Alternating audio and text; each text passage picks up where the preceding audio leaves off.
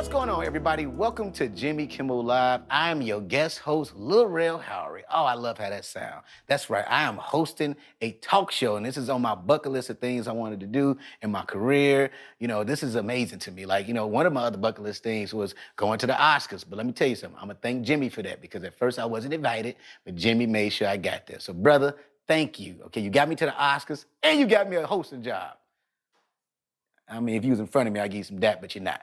But this is really dope, man. Like we at this Airbnb, because that's where we at. This is not the studio, which, I thought that's what it would be, a studio, live studio audience, and I'm talking to people. But now I'm in this random Airbnb in West Hollywood, and with a family still here, because we all quarantined, so people are still renting out Airbnbs in quarantine, but they still there too.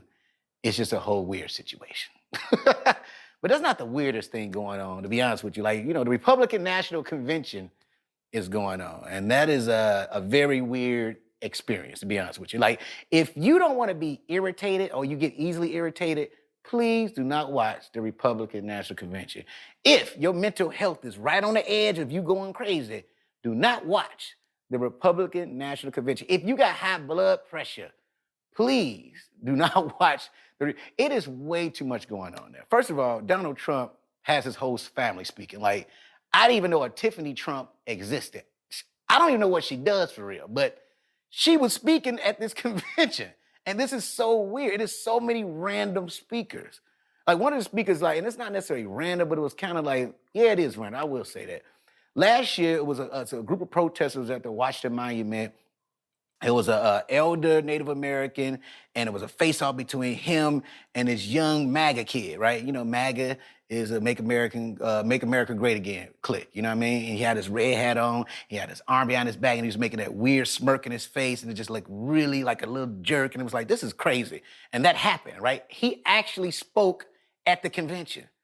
That's right, Nick Sandmann spoke at the convention. And the things he was saying that was fascinating to me was he kept talking about being canceled and how the media made him look like a bad guy, and he felt this way, and it was crazy because they didn't hear his side of the story. But this is what I thought was interesting, right? He did say he got a victory, and he did, because he was able to tell his side of the story. That's right, this teenager who said he didn't do anything and mean any malice about what he was doing got a chance to tell his side of the story. And he was complaining about being canceled and how nobody would listen to him and media picked on him. And that made me think, right? I thought about all the teenagers that didn't get a chance to tell their side of any story, right? I can name a couple Black teenagers who I would love to hear their side of the story. One in particular, Trayvon Martin. I'd love to hear what Trayvon's side of his story was when him and George Zimmerman had a crazy moment in time where he ended up dead. I would love to know what Trayvon had to say about that, what happened that night, his side, because we only heard one side. Or Mike Brown's side of his story, right? See, there's a lot going on in this country, right? And if I could be honest, I'm a comedian, I'm an actor. Everything is just not funny right now. You know what I mean? I'm more tired and annoyed most of the time. That's why I want to give a shout out to the WNBA and the NBA, right? They have been using their platform to stand up for social injustices. That's right. I am proud of them. They boycotted. They didn't even play for the last few days. I think that's super dope. They don't care about the paychecks. They don't care about the entertainment part of it. They know what's wrong is wrong, and they're standing up for that. Because there's a lot going on when you think about the Black people in our country and the police. That relationship is so broken. So broken. I mean, the other day, we had another police shooting, right? An unarmed Black man, Jacob Blake, was shot in his back 7 times. He was shot 7 times in front of his children. Unarmed. Thank God he's not dead, but he's paralyzed from the waist down. He got shot in broad daylight, in front of the community and in front of his babies.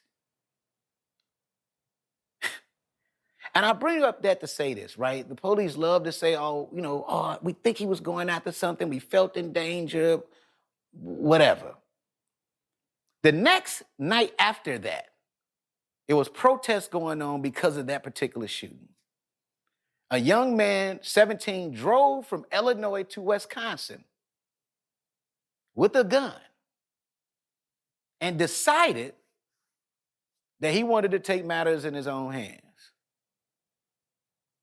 This young man allegedly, allegedly, which you can see on video, the alleged, shot 2 people and killed them, allegedly.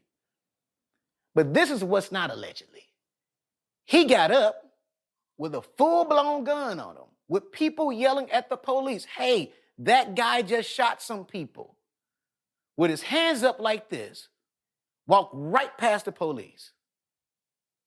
Wasn't touched, wasn't stopped, wasn't yelled at, any of that. With a full-blown gun on him. And the day before, an unarmed man who was breaking up a fight, mind you that, was shot 7 times in his back in front of his children.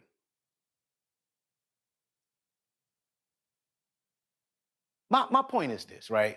You know, I hear a lot of people get mad at a lot of us of saying, please defund the police. Defund the police. I say it all the time. Because that funding can go somewhere else, especially if you're not going to use the funding to protect or do your job properly. They get billions of dollars every year. The police get billions of, that don't even sound real. They get billions of dollars. These same cities, these same states are crying that they don't have money for education. I come from a family full of educators, my aunts and my cousins. One in particular, my Aunt Rhoda Jane Hatch, who passed away from COVID in April. Great educator. They would strike, they would march, they would protest to try to get more funding for schools. And all these cities and states officials would be like, wait, what money? We ain't got no money. Where we gonna get the money from? We don't have no money. When they've been giving the police billions of dollars to not do their job correctly. Come on now, come on. Look, at the end of the day, as taxpayers, right, we have the right to select the right people to be in office. I know we always focus on just the presidency, but it all starts from the bottom. You got to vote the right councilman in, the right alderman in, the right senator in, we have to start from the bottom. Judges, everything. So voting is so important. I know we kind of want to downplay voting. No, voting is crazy important. So get out there and vote. I promise you we're going to make change. I can feel it. I can feel it happening. I'm seeing a lot of us come together even in this crazy time. People are really starting to open their eyes, black and white. Come on, y'all, let's stick together on this, for real. And look, once again, Jimmy, thank you for this platform, for letting me be honest and really deliver a message that I think people need to hear. And this is from my own personal opinion. I mean, look, either I was gonna do this or go on my Instagram Live. Either or, I was gonna talk about this either way.